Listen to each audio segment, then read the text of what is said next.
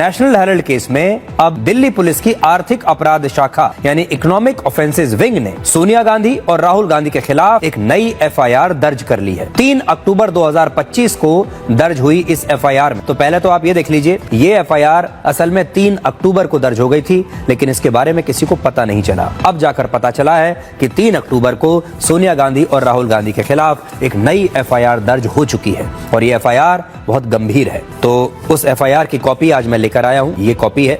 तो इस एफआईआर में सबसे ऊपर सोनिया गांधी का नाम है, फिर राहुल गांधी का नाम है, फिर श्री सुमन दुबे का नाम है, सैम पित्रोदा का नाम है, यंग इंडियन नाम की कंपनी का नाम है, डोटेक्स मर्चेंडाइज प्राइवेट लिमिटेड नाम की कंपनी का नाम है, फिर श्री सुनील भंडारी और एसोसिएटेड जर्नल्स लिमिटेड यानी जिसको हम AJL कहते हैं उसका नाम है। भारतीय दंड संहिता की अलग अलग धाराओं के तहत ये केस दर्ज किया गया है और धाराएं देखिए कौन सी लगी हैं, आपको समझा देते हैं। धारा 420 जिसका मतलब है धोखाधड़ी, धारा 406 मतलब आपराधिक विश्वासघात, धारा 403 संपत्ति का बेईमानी से दुरुपयोग और धारा 120B यानी आपराधिक षड्यंत्र, ये धाराएं लगी हैं। इस एफआईआर में कई और नए चौंकाने वाले खुलासे हुए हैं जो आज पूरे देश को पता चलना चाहिए। वर्ष 2017 और 18 के बीच फर्जी रेंट के जरिए यानी फर्जी किराए के जरिए AJL ने 38.9 करोड़ रुपए जुटाए हैं और जिन लोगों या संस्थाओं ने इन बिल्डिंग्स को किराए पर लिया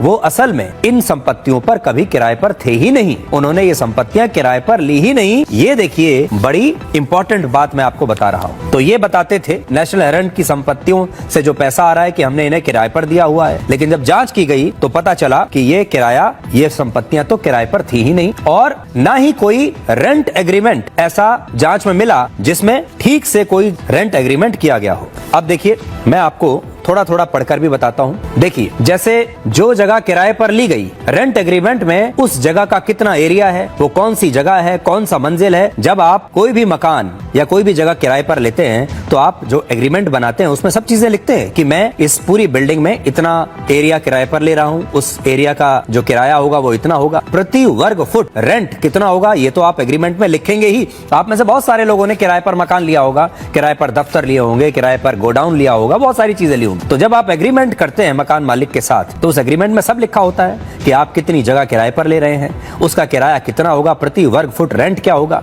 और कौन से फ्लोर पर आपने कौन सी जगह ली है ये भी आप लिखते हैं। फिर आप उसमें ये भी लिखते हैं कि लीज की अवधि क्या है, लीज कब शुरू हुई, कब खत्म हुई, ये सब चीजें आप लिखेंगे। लेकिन जांच में ये पता चला कि इसमें से ऐसी कोई चीज कॉन्ट्रैक्ट में थी ही नहीं। ईडी का दावा है कि कांग्रेस के वरिष्ठ नेताओं के कहने पर फर्जी रेंट के नाम पर AJL को पैसे ट्रांसफर किए जाते थे, यानी पैसा आ रहा था फर्जी दूसरे अकाउंट से और उसे दिखा दिया गया कि ये तो किराया आ रहा है इस संपत्ति